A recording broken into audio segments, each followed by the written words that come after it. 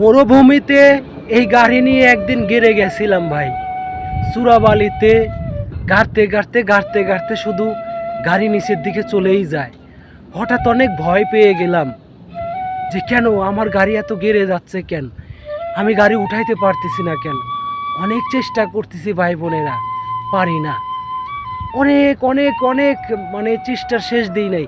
যত আমি গিয়ার লাগাই, যত পিক আপ টানি, তত এই গাড়ি গেড়ে যায়। এই গাড়ি তো অনেক ভার, এই গাড়ি মরুভূমিতে চলে, আর মরুভূমিতে চূড়াবালি থাকে ভাই বোনেরা জানেন। আমি অনেক ভয় পাইছিলাম ওই দিন যে আল্লাহ, এই গাড়ি শহরকে আমি নিচে চলে যাব।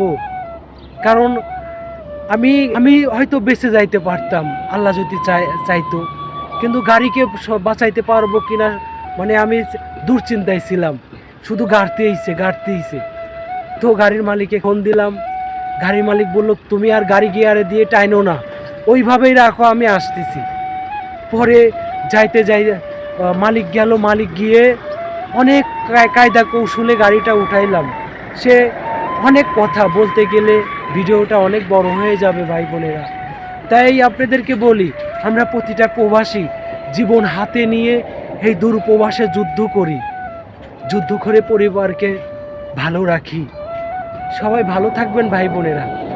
আসসালামু আলাইকুম।